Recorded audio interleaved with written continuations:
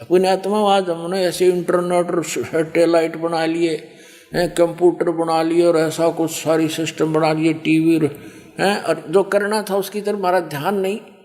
अब हमारा सारा ध्यान इधर डाइवर्ट होएगा। हम छक लिए, इन थोड़े दिन में छक लेंगे सारे टीवी टेवी देख कर, सारे दिन बकवास सुन के उब जाएगी आत्मा कति इस ज्ञान से। फिर देखना नए सिरे इसका एक कैसा आनंद आएगा, इसको एकदम ऐसा सुख आएगा आपको इस भक्ति में, इस सृष्टि के किसी भी पदार्थ में नहीं है। और सतलोक चले जाएंगे फिर। अब देखना 7वां स्कंद 562 पृष्ठ पर संक्षिप्त देवी भागवत। और यहाँ देखना देवी के द्वारा हिमालय को ज्ञानोपदेश और ब्रह्म स्वरूप का वर्णन। श्री दुर्गा जी ने हिमालय राजा को ज्ञान सुनाया। श्री देवी कहने पहले तो उसने अपने बारे में बताया कि मेरी पूजा करेगा तो इतना लाभ है। लास्ट में उसको बता दिया राजा को कि केवल ब्रह्म साधना कर और सब पूजा छोड़ दे, मेरी भी छोड़ दे। ये देखना श्री देवी जी कहने लगी पर्वतराज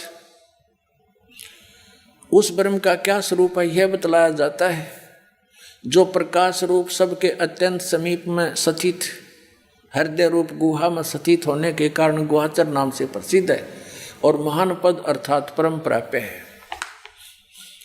वह समस्त प्रजा के ज्ञान से परे है, अर्थात किसी की बुद्धि में आने वाला नहीं है, ये तुम जानो। जो परम प्रकाश रूप है और सूक्ष्म से अत्यंत सूक्ष्म है, जिसमें संपूर्ण लोक और उन लोकों में निवास करने वाले प्राणी स्थित हैं, वही यह अक्षर ब्रह्म है। वही सबके प्राण है, वही सबकी वाणी है और वही सबके मन है। वही एक परम सत्य और अमृत अविनाशी तत्व है। सौम्य उस वेदने योग्य लक्ष्य का तुम भेदन करो, मन लगाकर उसमें तन्मय हो जाओ।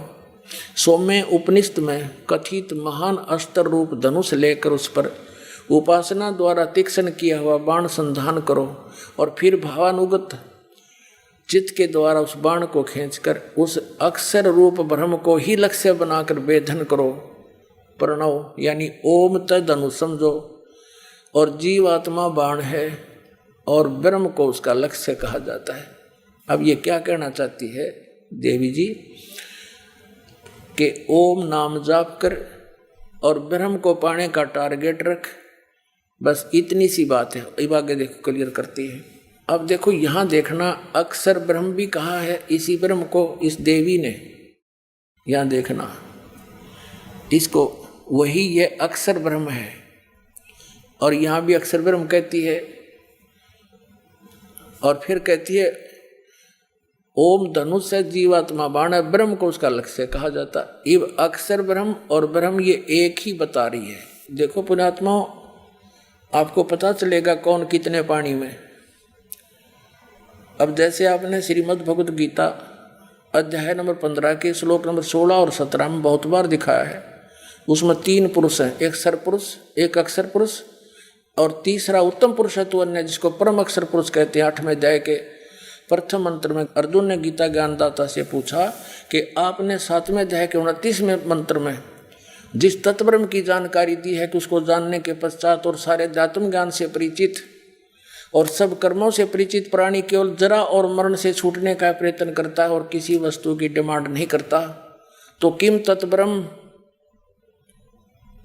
ऐसा क्या है वो ब्रह्म। 8वें अध्याय के 3 श्लोक में गीता ज्ञानदाता ने कहा कि वो परम अक्षर ब्रह्म है। तो गीता जी अध्याय नंबर 15 के श्लोक नंबर 16 और 17 में 3 पुरुष हैं। सरपुरुष ये ब्रह्म है, अक्षर पुरुष ये परब्रह्म है जो 7 संग ब्रह्मांड का स्वामी है, और सरपुरुष ये केवल 21 ब्रह्मांड का मालिक है। और 15वें अध्याय के 17वें श्लोक में कहा कि उत्तम पुरुष है तो अन्य परमात्मा इति उदाहरत है। यह लोग तर अविश्य विवर्ती अवे ईश्वर है। इन दोनों से सर और अक्षर पुरुष से उत्तम पुरुष यानी श्रेष्ठ भगवान तो कोई और है, वो परम अक्षर ब्रह्म है और वही तीनों लोकों में प्रवेश करके सबका धारण पोषण करता। वास्तव में वो अविनाशी भगवान है। यहाँ सब विचलित है सब। अब देवी क्या कहना चाह रही है कि इसका इतना अध्यात्म ज्ञान है, वो अक्षर पुरुष और सर पुरुष में कोई भेद नहीं बता पा रही है। उसी को अक्षर पुरुष कहती है, अक्षर ब्रह्म कहती है, उसी को फिर ब्रह्म भी कहती है। कहने का भाव ये है कि यहाँ देवी क्या कहना चाह रही है कि और सब पूजाएं छोड़ दो, ब्रह्म की साधना करो। देखो श्री देवी भागवत का हम 7वां स्कंद पढ़ रहे हैं, 562 पढ़ दिया, अब 563 पर हम पढ़ रहे हैं। यहाँ आ रहे हैं, ओम धनुष है, जीवात्मा बाण है और ब्रह्म को उसका लक्ष्य कहा जाता है। यहाँ आ गया नीचे, उस एकमात्र परमात्मा को ही जाने, दूसरी सब बातों को छोड़ दो। अब दुर्गा जी स्पष्ट कर रही है कि मेरी पूजा भी त्याग दो और सब बातें त्याग दो, केवल एक ब्रह्म की पूजा करो। आगे डिटेल देती है, देखना, उस एकमात्र परमात्मा को ही जानो, दूसरी सब बातों को छोड़ दे। यही अमृत रूप परमात्मा के पास पहुंचाने वाला पुल है। संसार समुद्र से पार करके अमृत स्वरूप परमात्मा को प्राप्त कराने का यही सुलभ साधन है। यहाँ बताया है कि उस हृदय में ही विविध रूप में प्रकट होने वाला परब्रह्म, उसी को परब्रह्म कह रही है। ये संचरण करता, अंतर्यामी रूप से वर्तमान रहता। इस आत्मा का यानी ब्रह्म का ओम के जप के साथ ध्यान करो। उससे अज्ञान में अंधकार से सर्वथा परे और संसार समुद्र से उस पार जो ब्रह्म है उसको पा जाओगे, तुम्हारा कल्याण हो। ओम नाम जाप करो, ब्रह्म पाना उद्देश्य रखो और इसमें तुम्हारा कल्याण हो जाएगा, उसको प्राप्त कर लेगा। वो कहाँ रहता है ये देखना, वह है यह सबका आत्मा ब्रह्म, ब्रह्मलोक रूप दिव्य आकाश में स्थित है, वहाँ रहता है ब्रह्मलोक में। अपने आत्मा हमने इस अध्यात्म ज्ञान को निर्णायक तरीके से जानना है।